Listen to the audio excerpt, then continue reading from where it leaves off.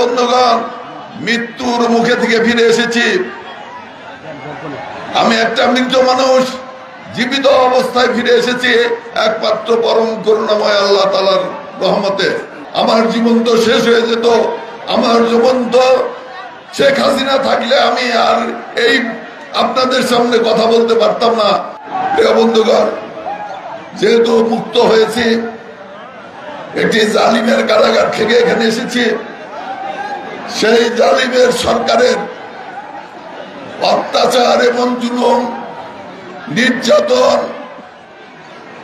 সেই সরকারের অত্যাচার এবং জুলুম নির্যাতন আমি যেভাবে ভোগ করেছি, আপনারাও বাইরে থেকে অনেকে ভোগ করেছেন। কথা বলার অধিকার ছিল না, নামাজ পড়ারও অধিকার অনেক সময় ছিল না। মানুষ তার কথাটা, তার বিপদের কথাটাও মানুষকে বলতে পারে নাই। এই একটা অস্থির অবস্থার মধ্যে দেশ ছিল। পরম করুণাময় আল্লাহ তাআলা আমাকে যেমন মুক্ত করেছে, ঠিক বাংলাদেশের সমস্ত জনগণকে ইনশাআল্লাহ মুক্ত করে দেওয়া হয়েছে। এটা কে করেছেন? একমাত্র আল্লাহ তাআলা করেছেন। সেই আল্লাহ তাআলার উপরে যদি আমরা ভরসা করি, তাহলে আমাদের কোনো অসুবিধা হবে বলে মনে করি না। তবুও আপনারা জানেন যে চক্রান্ত থেমে থাকে না, ষড়যন্ত্র থেমে থাকে না। বাংলাদেশ যেদিন স্বাধীন হয়েছে, সেই স্বাধীন হওয়ার পরের দিন থেকেই বাংলাদেশের বিরুদ্ধে ষড়যন্ত্র এবং চক্রান্ত করেছে। আপনারা জানেন শহীদ রাষ্ট্রপতি জিয়াউর রহমান এই বাংলাদেশে নিকরেলেও এসেছিল। শহীদ রাষ্ট্রপতি জিয়াউর রহমান এই বাংলাদেশকে একটি শক্তিশালী বাংলাদেশ গড়ার পরিকল্পনা করেছিলেন। তিনি কৃষি উৎপাদন ব্যবস্থা দ্বিগুণ তিনগুণ করার পরিকল্পনা করলেন। সঙ্গে সঙ্গে এই দেশের বেকার সমস্যার সমাধান করার জন্য পাশাপাশি শিল্প বিপ্লবের ডাক দিলেন। একদিকে কৃষি উৎপাদন, অন্যদিকে শিল্প বিপ্লবের মধ্য দিয়ে বাংলাদেশকে একটি শক্তিশালী অর্থনৈতিক ভিত্তির উপরে দাঁড়া করানোর জন্য চেষ্টা করলেন। দুর্ভিক্ষকে দূর করার চেষ্টা করলেন। এই দেশ যখন জেগে উঠবে, এই দেশ যখন সামনের দিকে এগিয়ে যাবে, বিশ্বের বুকে একটি নেতৃত্ব স্থানীয় দেশ হিসেবে বাংলাদেশ প্রতিষ্ঠিত হবে, সেই সময় চক্রান্তের পর চক্রান্ত, ষড়যন্ত্রের পর ষড়যন্ত্র করে শহীদ রাষ্ট্রপতি জিয়াউর রহমানকে হত্যা করা হয়েছিল। সেই জিনিসটা আপনাদের মনে রাখতে হবে। জিয়াউর রহমানকে হত্যা করার পর এই দেশের অবস্থা কি হয়েছিল আপনারা জানেন। আপনারা জানেন জিয়াউর রহমান এই দেশে গণতন্ত্রের উপহার দিয়েছিলেন। জিয়াউর রহমান এই দেশে বহুদলীয় গণতন্ত্রের কথা বলেছিলেন, সবাইকে নির্বাচন করার কথা বলেছিলেন, শেখ হাসিনাকে বিদেশ থেকে ফেরত এনেছিলেন। সেই জিয়াউর রহমানকে হত্যা করা হয়েছিল। সেই জিয়াউর রহমানকে নির্মমভাবে নিহত করা হয়েছিল। আজকেও তারপরে কি হয়েছে বাংলাদেশে? এরশাদ স্বৈরাচারী শাসন চালিয়েছে।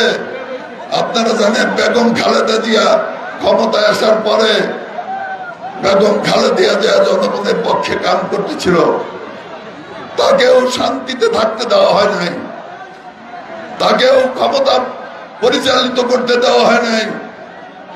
তার বিরুদ্ধে চক্রান্ত এবং ষড়যন্ত্র করে ১/১১ মাধ্যমে বিএনপিকে ক্ষমতাচ্যুত করা হয়েছিল। দীর্ঘ ১৭ বছর একটি আন্দোলন এবং সংগ্রামের মধ্য দিয়ে এই দেশের মানুষ, এই দেশের জনতা সংগ্রাম করেছে, আন্দোলন করেছে, যার কারণে শেখ হাসিনা আজকে ভারতে পালিয়ে গিয়েছেন। অন্যায় না করলে কি পালিয়ে যাইত?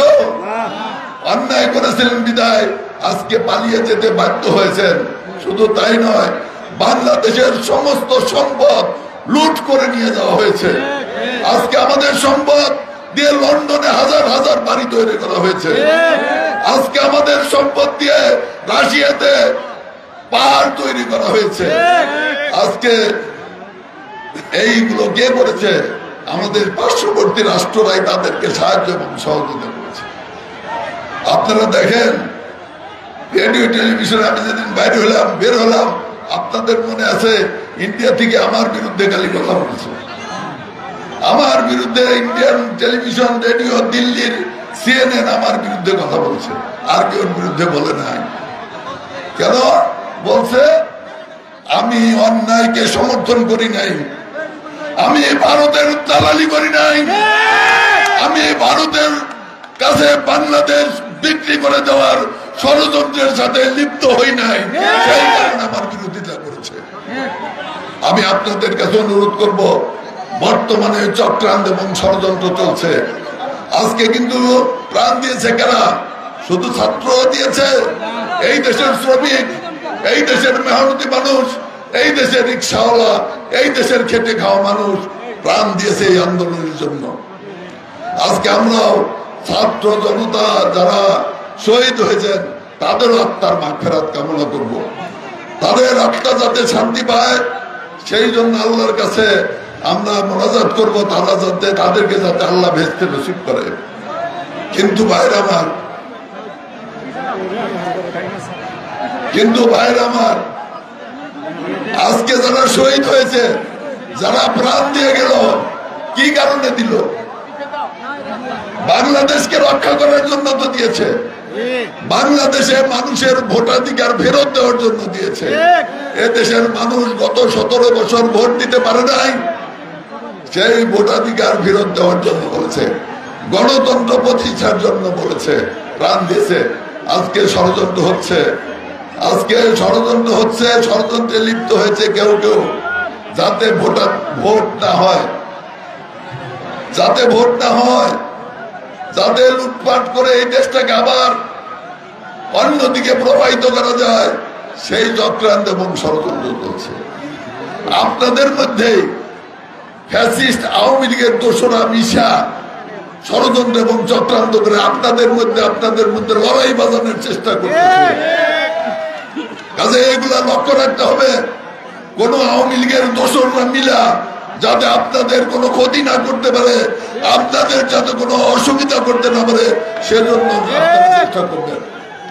এবং এরকম কোনো ঘটনা হলে আপনারা সঙ্গে সঙ্গে স্থানীয় প্রশাসনকে জানাবেন, যাতে করে এগুলার সমাধান করে। আমরা আইন হাতে তুলে নিতে চাই না, আপনারাও কেউ আইন হাতে তুলে নিতে যাবেন না। এখানে প্রশাসন আছে, কেউ না আছে, থানার ওসি সাহেবরা আছে, তারা দেখবে কোথায় অন্যায় কোথায় ন্যায় হচ্ছে। আমরা আইন হাতে তুলে নিব না, আপনারাও আইন হাতে তুলে নেবেন না, এটা আমি আপনাদের কাছে অনুরোধ জানাই।